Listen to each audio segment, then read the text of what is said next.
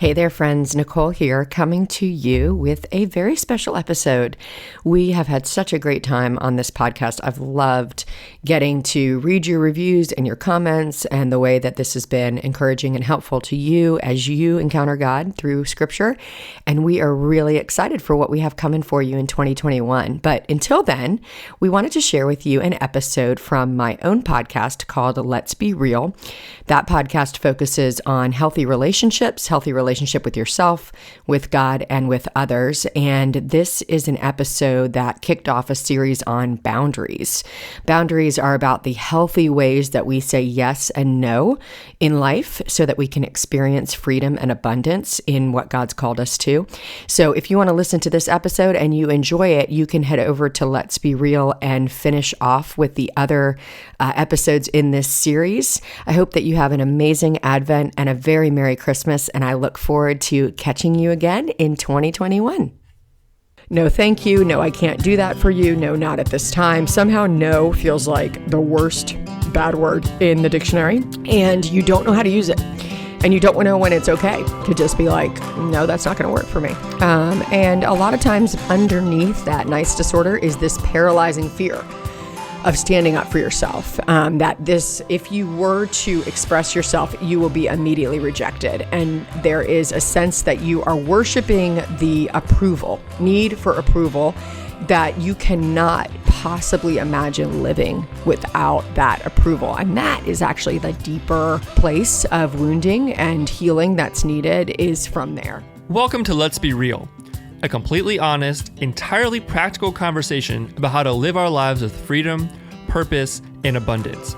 Popular author and communicator Nicole Unice brings her 20 years of experience as a counselor, pastor, and coach to a real conversation about the tricky questions and tough decisions in life, and how to find clarity in action no matter what obstacle you may face.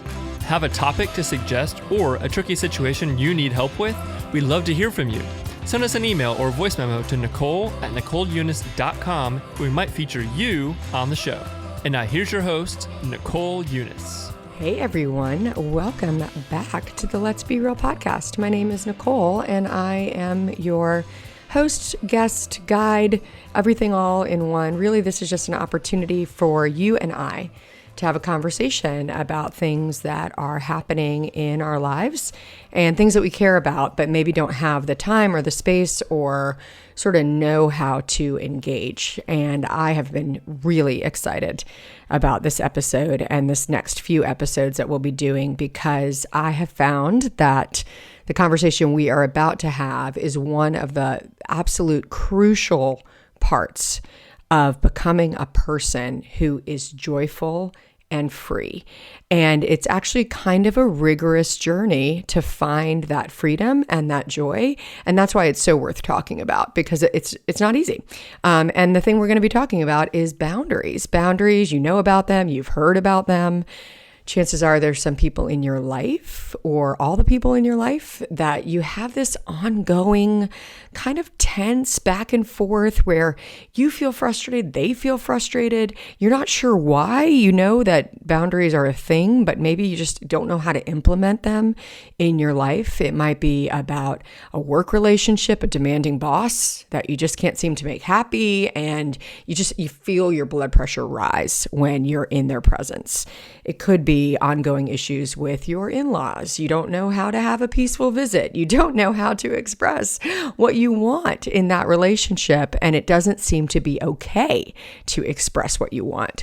It can be about a friend who you enjoy, but they always seem to need more from you. They always seem kind of disappointed in what you can give, and it's exhausting, but you don't know what to do about it. You find yourself wanting to distance from them because you just don't know how to engage in the conversation. So in the next few weeks, we're going to be talking all about boundaries and how to be a peaceful, joyful person with your yes and with your no. And to help you along the way, I've put together a free boundaries assessment for you that you can take as you listen to this series. So what I want you to do is download it on my website, and then you can jump back into the conversation. It will make this whole topic come to life for you. you. You can find that boundaries assessment by going to my website, NicoleUnice.com/boundaries, and grab that now. It's going to give you a free quiz to work through about your own life, and then you can come back in and listen to this series. So as we kick off on today's show, I'm going to be talking about what boundaries are, why we need them, and why they're so difficult to enforce. Where does that come from? If this is so good, and if this is what makes our lives feel free and full, then why in the world are they so hard to enforce? We're going to talk about that a little bit. And then next week, we'll be talking about how we can actually identify red light issues in other people that that keep us from feeling safe, and that may be boundary violations that make it difficult for us to understand how to hold our own boundaries. And then after that, we're going to talk about some practice. So if you have questions for the show, if you have a sticky situation or a difficult relationship, for sure, let me know about it so we can bring it up on the show. But today I'm going to share some things from my own life and my own experiences in counseling and having clients and teams, and what it looks like when these boundaries are not working out. So let's talk about what boundaries are to get started. So this is a simple definition of boundaries. Boundaries define what is yours and what is not yours. Now that seems easy, right? Boundaries define what is yours and what is not yours. It is easy to see boundaries in the physical world. We have our bodies, and we know where our bodies begin and end. We know that when I extend my hand to someone else, even if I touch their hand, their body still stays their body. My body stays my body. We can see those in the physical world. In the spiritual and emotional world, it can be harder to find that place where I end and someone else begins. Boundaries are about keeping us safe. It's saying, what am I entitled to as a human being? And I'm allowed to have, I'll talk about Henry Cloud and John Townsend a lot, who wrote a book called Boundaries. It's my number one go-to.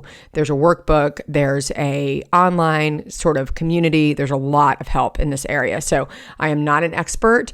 I'm a fellow journeyer through this process. So I'm going to refer a lot to analogies that they use that I have found super helpful over the years. So one of those analogies that they use is boundaries are like the fence around your property.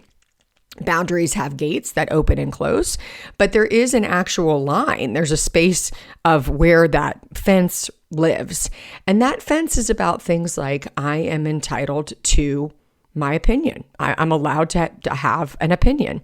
I'm entitled to say yes and no to things that I want and that I don't want. I'm entitled to express my needs in relationships. I am entitled to give a sense of what and who I want to be in the world. I'm allowed to have those thoughts, and I'm allowed to express those thoughts and bring those to the world. Now that may seem so obvious, like of course we have that, but the reality is many of us were raised in a way that said, no, you're not allowed to have any boundaries. You're not allowed to have those things. I'm entitled to my own emotions, to my experiences of the world and of people. All of those things are a part of what belongs within you. But because in many ways we have not learned how to do that, and it actually is, it takes some learning and some teaching and some growing to actually experience what those boundaries are. Because a lot of us, we just haven't experienced that. It does feel foreign. We're not sure, and we look around. We're like, am I entitled to this opinion? Am I allowed to say what I'm saying? Am I allowed to express what my needs are and want those needs? Offer an opportunity in my relationship for those needs to be met. And the answer is yes, absolutely. Boundaries are about what we are ridiculously in charge of in our life. Boundaries are about creating and designing a life that we want. They define what is me and what is not me. So why do we need boundaries? We need boundaries because boundaries allow us to take responsibility for the right things and live in freedom.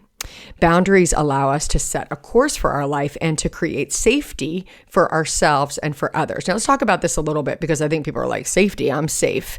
Some of us have not been safe, frankly, in life. And some of us have not experienced what it means to feel safe, especially psychological safety.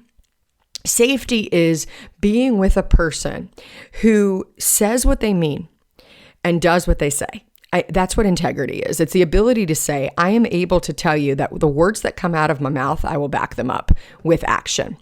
I don't do double talk. Double talk is when a person is saying one thing, but they're going to do something else. If you've ever gotten a backhanded compliment, then you know what that means. To say one thing, but it actually feels like something else. A backhanded compliment is something like, that dress actually makes you look thin. I think anytime someone uses the word actually, you're getting a little bit of an insult mixed with a compliment. Maybe it's when you say to a loved one, what's wrong? And they're like, nothing's wrong, but everything in their actions tells you that something is wrong. Do you understand how when words don't match our actions, it does not feel safe because we can't interpret what it looks like to be loved. And when a backhanded compliment or words that don't match actions come out of us, what that says to the recipient is, I don't know if I can trust what this person's saying. I don't know if I can trust what this person's doing. And when that happens over and over again, as you can imagine, we can get confused about what it looks like to be in relationship with a person. We also may find ourselves doing the exact same thing. Passive aggressiveness is another example of a lack of integrity. If I'm not able to confront directly the issue in front of me, but instead it comes out in sort of snide criticisms or distance or frostiness in the relationship, what I'm saying is, I've told you that I'm fine, but my actions tell you that I am not fine. Those are environments where we don't feel safe because we can't quite know our standing with another person. And it's very, very common to do this. And there's reasons that we do it. It happens to us. And honestly, we do it to other people all the time. A lot of this is a deep fear of actually confronting other people and confronting ourselves with reality, with honesty, with candor. And so instead, we've got to put all of that negative stuff somewhere else, or we have to try to get what we want in a sideways manner. And that kind of relating is very, it creates a lot of anxiety and it creates a strangeness that does not create an environment where people are the healthiest that they can be. That's just the best way I can put it for now. So we need these boundaries because they truly are the way that we can live in freedom and create psychological and emotional and physical safety for ourselves and also create that safety for other people. When you are a person who knows how to live with boundaries and enforce your boundaries, you make the world safer for the people around you. When people know that you are going to mean what you say and that you're going to do what you say, they begin to trust the words that come out of your mouth. They can trust you. So if you say, for instance, to a friend, I will not repeat what you've told me, and then your friend realizes you actually don't repeat what they've told you, they feel safe because they know that the words that you come out of your mouth and the actions actually match. Now, none of us are 100% integrated, 100% able to do that because we're sinful people with limitations and failures. But part of being a person with healthy boundaries also is about knowing how to apologize and knowing how to repent. So that is why boundaries can be so helpful to us. And when we talk about boundaries and we start thinking about confronting bad behavior in ourselves and in other people and enforcing what we really want and need, for a lot of us, that feels scary. That just is scary to consider. So I want to give you a vision for what boundaries can mean for you. Boundaries mean that you can live a life where you can live up to the words that you say. Boundaries are a way that you begin to be safe for yourself. Do you know some of us are just not even safe for ourselves because we don't have a lot of confidence or worth in ourselves? We end up reacting to the world, and it's like the fence just blew over, like our own fence, or we've never even built a fence around what is ours. And so we don't feel safe for ourselves. We haven't even taught ourselves how to feel safe, how to know, like, you have the power and the freedom to confront behavior, to say what is okay with you and what is not okay with you. You have the power to back that up. You have the power to leave difficult circumstances or relationships if needed. Like, you don't have to live like you are a prisoner to yourself. And when we've never built a fence or our fence is constructed in a way that does not allow bad out and good in, when our fence doesn't have the right gates that we're able to control, where we can let people in to our area, to ourselves, and we can also let bad things out and enforce bad things out. When we've never done that, we're actually not safe for ourselves. We're not able to construct the life that we want. And so this idea of freedom and fullness and joy and peace feels so far off. So I want to give you a vision to know that boundaries can be the thing that is needed between you and the life that you want, and that you have the power to understand boundaries, to practice them, to learn how to put them in your life in a way that may require some changes in some relationships, but also will create that space where you can become the person that you want to become. So why are these difficult? Let's talk about what makes it hard to do this, because again, like I said, this is sort of nebulous. It's invisible. It's not like our physical body. It's an emotional and spiritual experience. But why is it so hard to enforce? I want to talk about 3 reasons why it might be difficult for you to know your boundaries and enforce your boundaries. So the first one I like to call the nice disorder. The nice disorder is this like deep desire to always be nice. And man, this comes from so many places. It can come from our upbringing. It can come from our temperament. It can come from a deep fear within us of being rejected, or of being disapproved of. It can come from a deep need of needing acceptance and belonging, and not thinking that if we are anything but nice, we will have that acceptance and belonging that may have been reinforced in our life from some early experiences where we learned, or we sort of picked up the idea that if I am anything but nice, I will be rejected. So the nice disorder to me is this consistent pattern of subjugating your own needs to meet the needs of others. So it's often to the detriment of your own physical, emotional, or relational needs. So the idea here, and this can be something that we 100% picked up as well in faith, if you were raised in the church, if you were raised particularly in the South, where I am now. I was not raised in the South, but have lived here for a while. And one thing I've realized, particularly for women, is there is this sense of it is selfish to have your own needs. But the really crazy thing about that is that if you don't meet your own needs over time, you are less of a person. You actually have less to give anyone else. And what happens too is there is usually an erosion of physical and emotional health when you have not had any of your own needs met. You can probably think of someone that you know who is like this. They're constantly putting others before themselves. They're always serving and over-serving. They're constantly exhausted. And what I found, particularly when women come to a time where they sort of hit a wall, is that they often have lost touch with who they really are and their unique contribution to the world and what they bring. And they've lost touch with any limits, any sense of that I am only one person and I can't meet all these needs. And they often have started to carry other people's burdens for them. We're going to talk about that in just a minute. Like that they've learned that somehow other people's responsibilities are their responsibilities. So they're not carrying their own load, but they're carrying other people's stuff. And guess what? Those other people aren't growing because they're not handling their own stuff.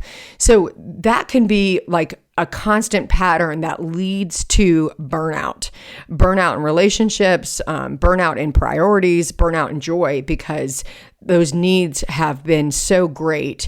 And there's been this idea within you that you can meet all those people's needs. And not only that you can meet them, but it's your responsibility to meet all of these needs, that it just kind of ends with a crash and burn. And that crash and burn is often a place where healthy boundaries can be rebuilt. But nice disorder is just that consistent pattern. Another way you can know if you're suffering from the nice disorder is if you have a total aversion to the word no. No, thank you. No, I can't do that for you. No, not at this time. Somehow no feels like the worst bad word in the dictionary. And you don't know how to use it.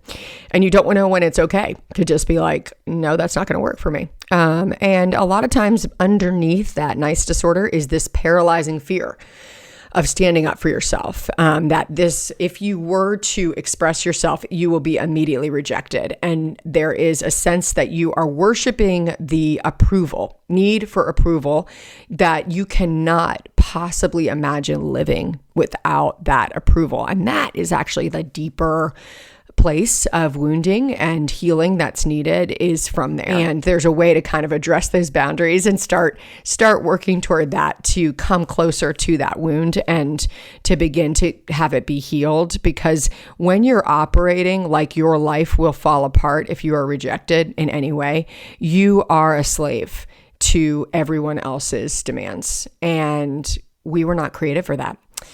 We were created to find our love and acceptance with our spiritual parent, our Heavenly Father. And if we have given that away to other people who are fickle and who change and who are sinful, then we have no choice, truly. If we've given that power away, we have no choice but to react to the needs of the people around us in order to, quote unquote, keep that love. And in reality, that's not even love. And oftentimes we have people in our lives who want to love us, but because we're living in this reactive state and not being actually true and honest, they don't even really have a chance to love us anyway, because we're not giving them anything except our reaction to everyone else's needs. So, that was heavy. Anyone out there suffering from the nice disorder? I think we all have experienced this in one way or another. Okay, what else would make it difficult to enforce your boundaries? Another way that might be difficult is from your upbringing.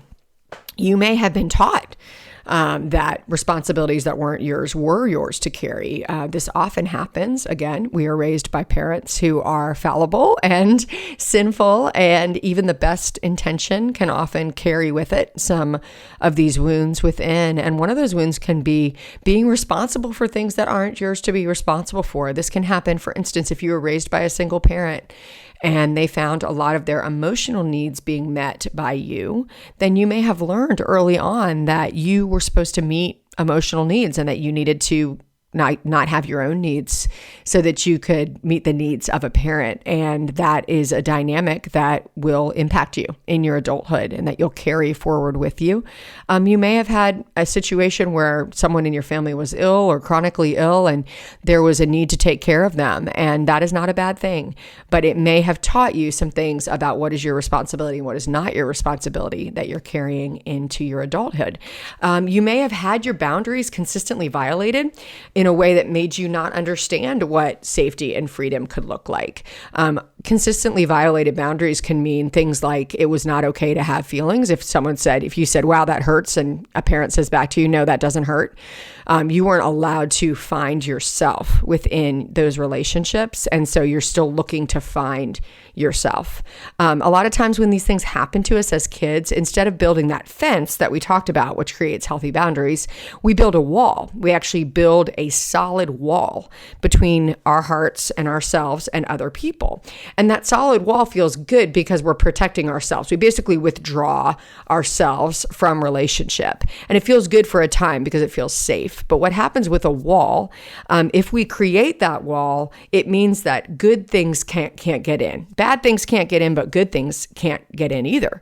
If we've taken away the essence of who we really are, that part of us that needs to be loved and supported and accepted, especially as children, and we, because of wounds, have distanced ourselves and created that wall, then that good doesn't come in either. And we can end up feeling very lonely and very isolated and very unsure that we are good as kids, just basic are good. So if that wall has been built, bad stuff can't get out. So some of the things you might be believing about yourself can't get out. You don't have those healthy relationships to encourage and support you, but also good things can't get in. So no one really knows who you really are. And so that wall that was used for safety when you were a kid has become unhelpful now as an adult. And that's oftentimes because you've had your boundaries violated and you don't know what it looks like to have a fence and what's okay to have and what's not okay. So a third thing that can impact you is your own temperament and your own sin, just like you and your stuff. Your own temperament. Some of us are born just ready to take on the world, and we are rolling over people's boundaries all the time. We want people to do what we want them to do, and we will get them to come along with us, regardless of what they want. So we have a temperament that's so strong that we can often violate other people's boundaries without knowing it. Some of us have a temperament that's more toward fear, and we're very sensitive to what other people want. And so in that sensitivity and fear, we don't know how to express our own yes and our no. And we go along usually with some of those strong temperament people. So in our temperaments, we hurt one another. In our own sin, we hurt one another. It's not because we want to necessarily, although sometimes hurt is intentional, but we just do out of our own kind of understanding of this is what I want, out of our own real selfishness. That's a real thing. And a big part of boundaries is taking responsibility for our own sin. It's taking responsibility for ourselves and our own part. And when that looks like a person who's been fearful or has been doing things out of approval, you have to take responsibility for that too. A lot of times that's a place where we feel like we've been a victim and we're not responsible for what's happened to us. But there comes a point in your life as an adult where you decide, I may have been hurt in the past, but I no longer have to live by that hurt. Or I may have been a person who suffers from the nice disorder, but that's actually not nice because I'm allowing people to use me in a way that is not freeing. It's not loving. I'm responsible for that. So either side, whether you're a person who busts through people's boundaries or you're a person who allows other people to violate your boundaries, there comes a point where we have to say, I am ridiculously responsible for my own life. I am responsible for my emotional health. I'm responsible for my physical health. I'm responsible for expressing my needs and creating and designing a life that works toward that end. Not out of selfishness, not out of selfish gain, but out of actually a deep desire to love well and to live in a way that brings joy to other people. Have you ever been around a person who was super bitter and really angry and just they didn't know it? Have you been around a person who is super anxious but they didn't know it, and you're around them and you're like, it is uncomfortable to be with you. This person is not comfortable in their own skin. This person is not comfortable in this world. Generally, that's a person who's had their boundaries violated, who's violating other people's boundaries, or who hasn't learned what it looks like to have that healthy fence. And you may have this kind of sneaking feeling like they're not safe. And what that means is it's a person who hasn't learned how to live up and in to their words and their actions in a way that creates that place where you're like, I know who this person is and I know what to expect from them. That's really the goal of boundaries, is to be that kind of person. We want to be that person at work. We want to be that person in our marriages. We want to be that person as a parent. None of us is going to do it perfectly, but all of us can start to grow toward that end. So there you go. What are boundaries? How do we enforce them? Why are they hard? I haven't really given you anything yet on how to actually enforce them, but that's coming.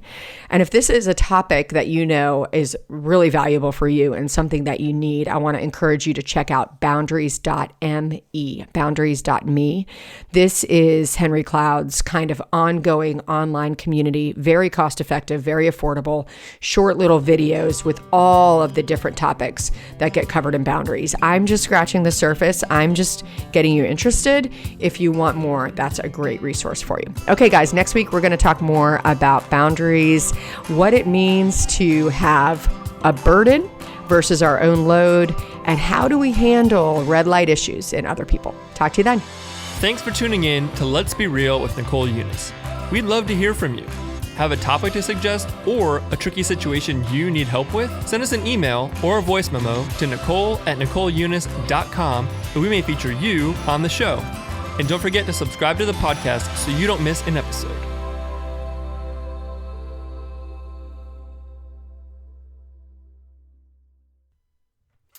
Hey there, friends. Nicole here, coming to you with a very special episode. We have had such a great time on this podcast. I've loved getting to read your reviews and your comments and the way that this has been encouraging and helpful to you as you encounter God through Scripture. And we are really excited for what we have coming for you in 2021. But until then, we wanted to share with you an episode from my own podcast called Let's Be Real. That podcast focuses on healthy relationships, healthy relationship with yourself, with God, and with others. And this is an episode that kicked off a series on boundaries. Boundaries are about the healthy ways that we say yes and no in life so that we can experience freedom and abundance in what God's called us to. So if you want to listen to this episode and you enjoy it, you can head over to Let's Be Real and finish off with the other episodes in this series. I hope that you have an amazing Advent and a very Merry Christmas, and I look forward to catching you again in 2021.